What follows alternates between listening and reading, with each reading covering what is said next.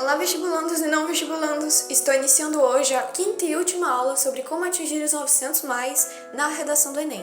Então, se você ainda não assistiu a quarta aula, vai aparecer um card aqui na tela que irá guiar você até ela. Combinado? Então, vamos lá? O quinto e último passo é saber como montar um bom parágrafo de conclusão da redação. A conclusão, por ser o último parágrafo do texto e, portanto, o mais complexo, pois deve conter a proposta de intervenção para a problemática apresentada no tema da redação, deve ter no total entre 8 a 9 linhas, sendo o parágrafo mais extenso do texto e, portanto, o mais completo. Na estrutura da conclusão deve haver entre 3 a 4 períodos ao todo, sendo o primeiro período voltado para o tópico frasal conclusivo, o segundo período para a proposta de intervenção, o terceiro período para a segunda proposta de intervenção, se houver necessidade de haver uma segunda proposta, e o quarto período voltado para o desfecho com retomada de repertório sociocultural.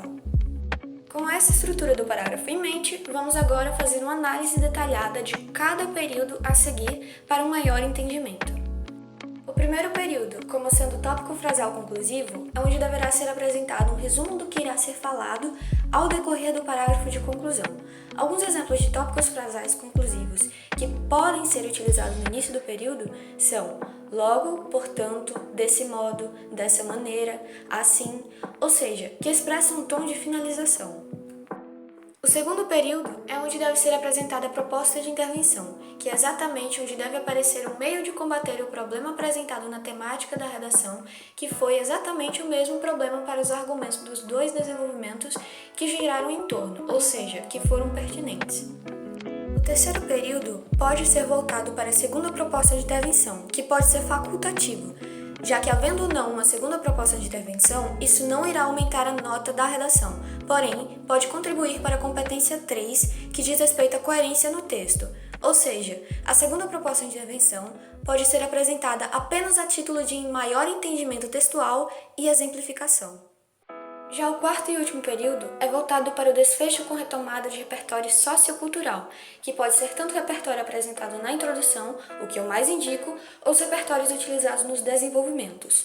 Um exemplo seria ter iniciado o primeiro período da introdução, citando Nelson Mandela, e finalizar o último período da conclusão com a mesma citação de Nelson da introdução.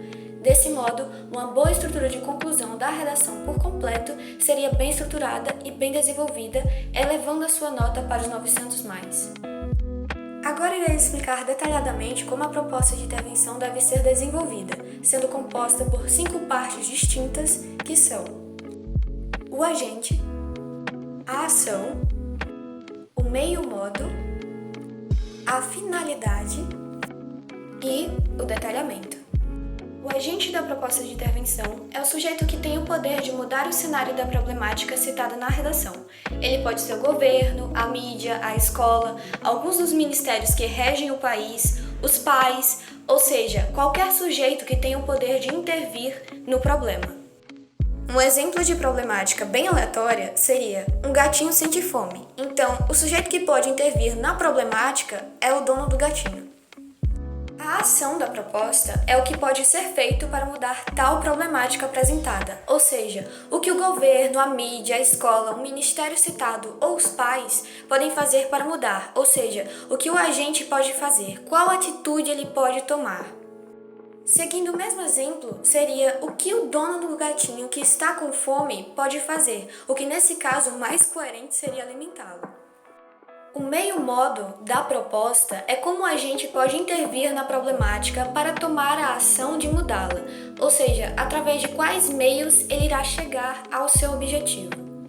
Usando o mesmo exemplo anterior, o dono pode ajudar o gatinho que sente fome através da ração que ele pode colocar para o gatinho se alimentar. A finalidade da proposta seria qual o propósito da ação tomada pelo agente através do seu meio-modo que foi escolhido.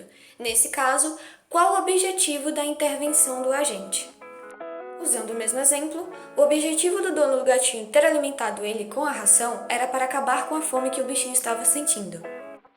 Já o detalhamento é a parte que deve haver algo a mais a ser dito, seja para o agente, a ação, o meio-modo ou a finalidade, ou seja, que servirá para dar ainda mais detalhes à proposta. O mais recomendado seria a ação ou o agente.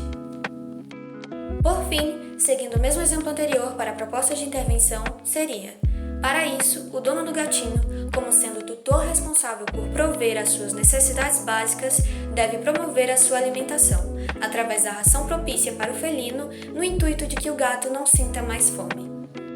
Então é isso, pessoal! Aqui encerramos a nossa última aula de redação. Quero agradecer a todos aqueles que se comprometeram em seguir os seus estudos comigo até aqui e, principalmente, por confiarem nos meus ensinamentos.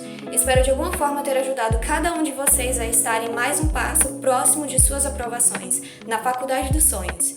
Desejo boa sorte para aqueles que irão fazer o Enem em 2022 e aqueles que tiverem alguma dúvida, pode me enviar uma mensagem no Instagram. Mas se tiverem alguma sugestão de vídeo, podem deixar aqui nos comentários. Um forte abraço e até logo!